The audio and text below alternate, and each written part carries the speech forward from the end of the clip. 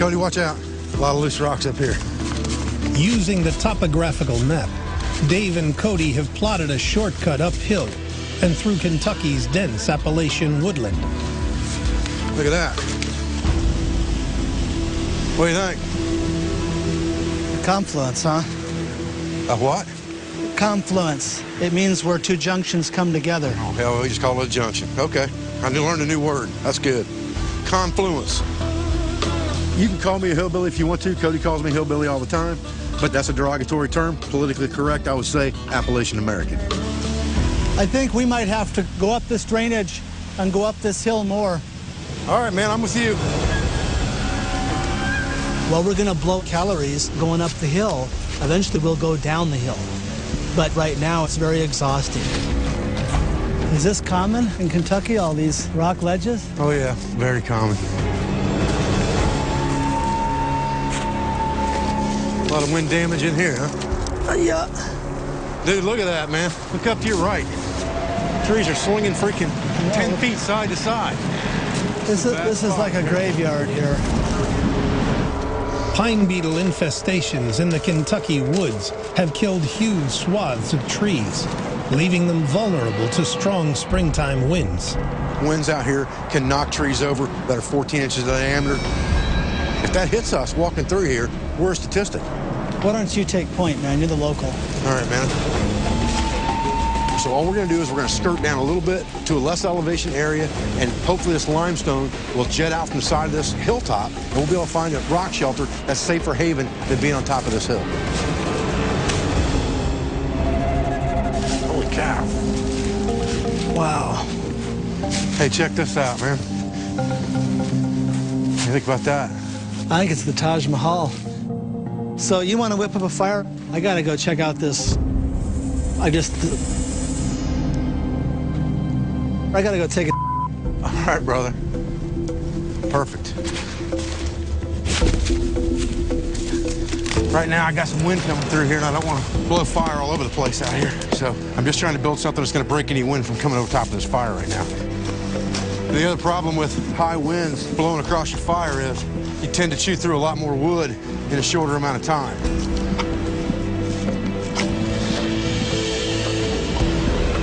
Other than the hypothermia, which we're going to try to avoid with the fire and shelter, the weather changes and the small things are what I'm worried about. Obviously, creepy crawlies are everywhere in these leaves. You just have to watch out for it. Clean the area out. Boom. Come here, you. That's a toad. Bufo americanus, probably. He's slightly toxic, so we don't want to eat him. If he's a frog, we'd be wolfing him down. But toads in general, you don't eat. But he will make good bait for other animals that will eat him. So we're going to see what we can find to do with him. Well, mission accomplished on that. Everything came out okay? Yeah. All right. You know, I've been thinking, if I take that helmet, go fill it up in that drainage, and you go gather some edibles or whatever, we could make some survival stew. We could just stone boil it. You up for that? Yeah, I mean, I'm going to take his toad out, set a couple traps anyway. I'll grab some wild edibles while I'm out there. I'll come back, and we'll do it up. Okay. You know, there's a lot of ground-dwelling mammals out here, anything from raccoons to possums to ground squirrels. If I can find a travel route around a rock or something like that, that would be ideal for me. So the first thing I need to do is get myself a spring pole. A spring pole snare uses the tension of a bent sapling to tighten a noose around its catch. My biggest dilemma is that I really don't have any cordage to use as a snare. But because I've got such a long bootlace, what I'm going to try to do is only sacrifice half. Obviously, I don't want to lose the capability of wearing boots. I'm not Cody Lundeen. So that's half of my bootlace right there.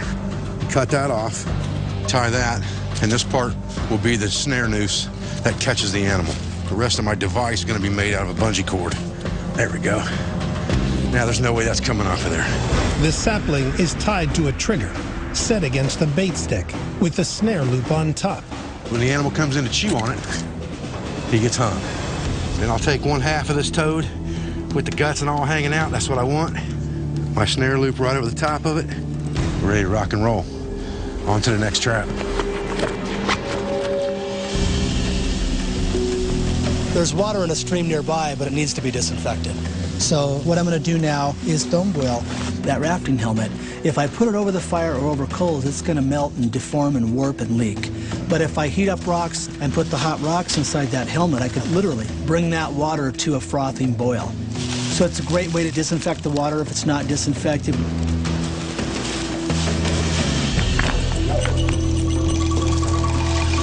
And I'm going to kind of make a little framework here. I'm going to try to put all these rocks on, and every once in a while I'll just keep adding more fuel to it. It's kind of like a sandwich, you know, fuel wood, rocks, fuel wood, rocks, fuel wood, rocks. Once I make sure this is fairly established, what I might try to do is poke right around here and look for some worms or wood grubs or, you know, whatever I can find to help bring home some protein that way. There's a lot of different species of fungus and mushrooms in these eastern woodlands, and I would never recommend that someone eat fungus or mushrooms and didn't know exactly what they were looking at. Well, here's a good one right over here. I know for a fact this is a dried saddle. I'm just going to break it off of here. You can see there's more underneath there, and all of this is edible. These young ones are the best, actually. I've been collecting these since I was a young kid with my dad. Found on the stumps of hardwood trees during the spring, dryad saddles have yellowish-brown caps with scales that look like feathers. So this right here is an actual feast. That's all good, meaty. Oh, man. Cody is going to love that.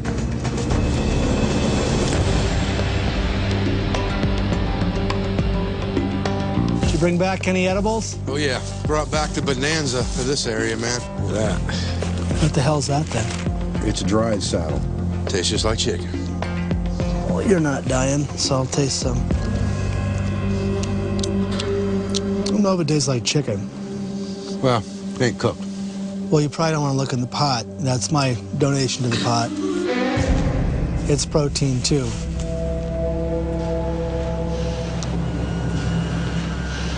Do you want to rip up your mushrooms? You can throw them in there. Whenever someone has marginal stuff to eat, stew is pretty much the way to go because you can put a lot of little things into one pot that'd be dangerous raw and nasty psychologically. There's a bad boy here.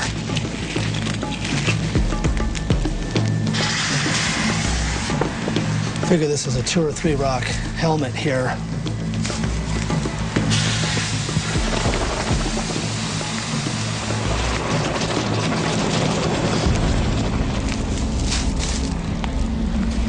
This is your stew, dude, so if you want to It ain't my stew, it's got worms in it. I'm going to give you the first delights on that.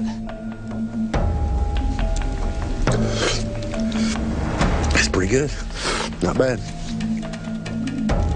Hell, it's like miso soup without the salt. Nice worm you got there.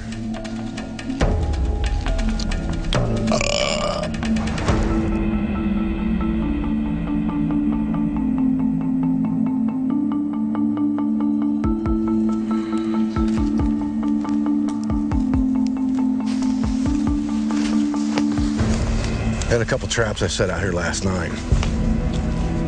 I just want to walk up here and check them out, see if anything's in them or not.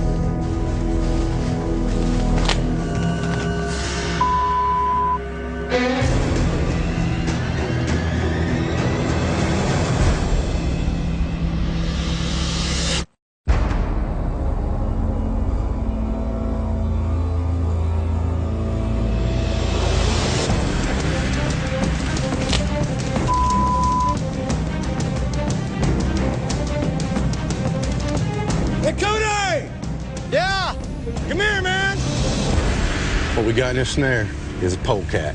We got some Kentucky cologne in here, boys. And we got a little bit of a problem with that. Skunks are known to carry rabies in this area, so we're not gonna be able to eat that meat, and there ain't no way I'm gonna leave it hung in that snare. Number 1, I need my bootlace back. Number 2, it's cruel. So we gotta get it out of there somehow. I'll let Cody do it. I smell skunk, man. What's going on? Guess what we got in the trap?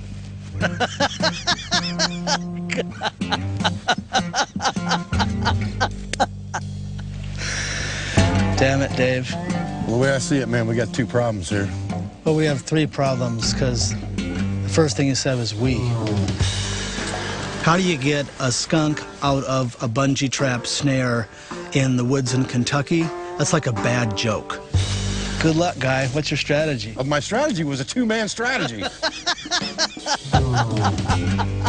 Well, it's probably squirted as much as it's going to squirt anytime soon. Okay, well, that's a good theory, but I'll be here writing it down to test that theory on this end. That ain't even right, man. I've had more than one skunk caught in a live trap before. I've had pet skunks. I'll get that skunk out, and it won't be a big problem. All right, man, I'm going in. Good luck. Whoa, jeez. All right, girl, settle down here. Yeah, I know, I see your tail up in the air. Keep your tail down, I'll be happy. Retractable nipples, located just inside the anus, allow skunks to spray up to 15 feet with a high degree of accuracy. I smell you. That's a pissed off skunk, too. Come down here. Come here. That's good. Your tail just tucked right up underneath you. Whew. Stinky, stinky. Skunk spray can be detected over a mile away, and if it hits the eyes, can cause temporary blindness. I see it, baby. Relax, sweetheart.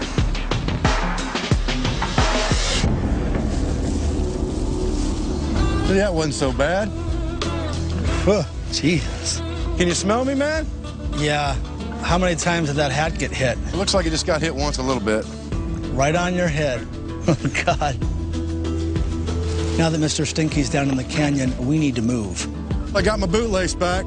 We got to make some time here. I'm gonna retie my bootlace and I'm en route. We're in early spring here in Kentucky. That gives us an advantage of greater visibility because there's not a lot of, robust leaf cover yet. And we're going to keep pressing on to see if this pays out. Eventually, we'll need to come to that high spot where we either see, hopefully, the river or the road. Dude, this isn't going to work, man. You need to be in the back because you're just... What's the matter, man? Are you smelling it? Yeah, I'm smelling it. Let me be pointing. You smell. You follow me for a while.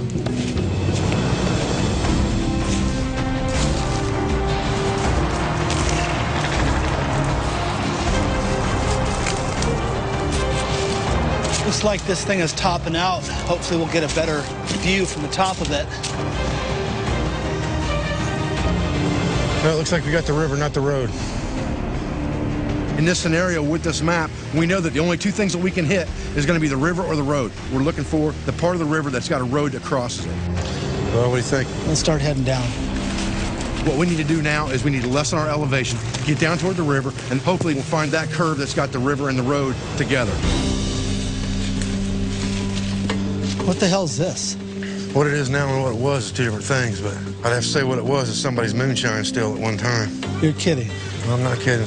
The dense Appalachian woods have long been a haven for illegal whiskey production. See the mason jars in here? Wow. That's cool. During Prohibition, distillation of the potent liquor often took place under the cover of night, giving it the name moonshine. Piece of Appalachia. All I have is meth labs and pot fields. This is cool. Check out that sweet seep. Yeah, that's a nice one there. A nice piece of tarp over here. I'm going to scamper back there and get some water in this helmet. That's not very old tarp. Somebody's been up here recently.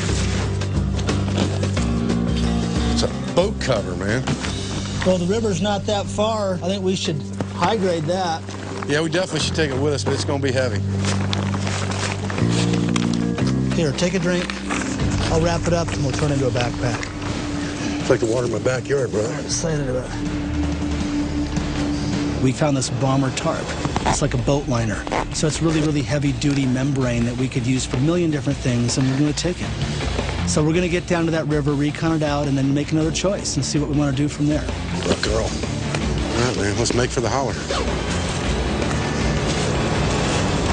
Coming up, Whoops. You got to treat it like a first date. Dave and Cody opt for the fastest route to civilization. I guess here we go. Come hell Holy or high water. it's coming over the top. Woo-hoo! Woo!